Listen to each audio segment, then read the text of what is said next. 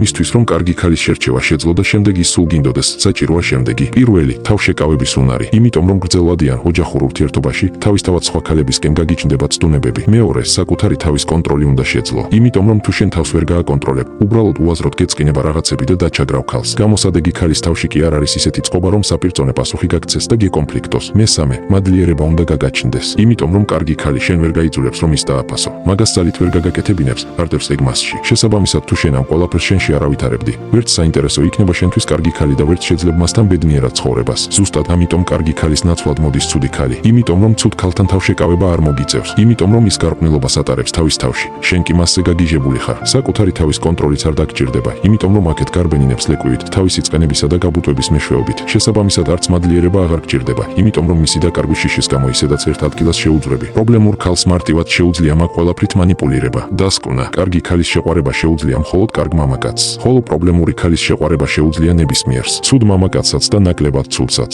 მაგრამ თვითონ ეგ მოვლენა არ არის ცუდი. ეგ ერთადერთი გზა არის, რომელიც შენი პიროვნებისთვის სასარგებლოა. შენ კარგად უნდა გაიაზრო, რომ წიგნები, ფილმები და YouTube-ის ვიდეოები შენ ვერ შეგცვლის. შენ გცვლის შენი პირადი გამოცდილება, შენი ქცევები, ყველა შენი ნამოქმედარი. მარტივი მაგალითი, რა არის მანქანაში მნიშვნელოვანი? რა თქმა უნდა გამძლეობა რომ არ გიმტკუნოს. და კი, შენც მაგას იტყვი გამძლეობა ამნიშნელოვანიო, მაგრამ რეალობაში შენ პონტის გამოყიდულობ მანქანას და როდესაც გარბენინებს პროფილაქტიკებში ყოველწამიერი გაფუჭებების შედეგად, ან ყოველთვე მთელ შენს ხელფასს საწვავში რომ გადაიხდი, იმიტომ რომ ბევრს წვავს, ან თუნდაც სადმე რომ აილეწები მაგ შენი პონტების გამო. ხოლო შემდეგ მიხვდები რომ არასწორი კრიტერიუმებით ირჩევ მანქანას და თუ ვერ მიხვდები, უარესი გელისწინ და ეგ უარესი იქნება იქამდე სანამ არ მიხვდები და არ გადააფასებ შენს თავში რაღაცებს. ანუ სანამ შენ ურთიერთობაში ერთხელ მაინც როგორც საჭიროა ისი არ დაგაღალატებს ქალი, მანამდე ჭკუას ვერ ისწავლი. მანამდე შენ სინამდვილეში სულ ფეხებზე გკიდია რეალური ერთგულება. სულ ფეხებზე გკიდია სიმშვიდე. მანამდე შენ ქალს აირჩევ მისი ტრაკის ფორმით და იმით რომ მასთან ერთად გაგისწორდება.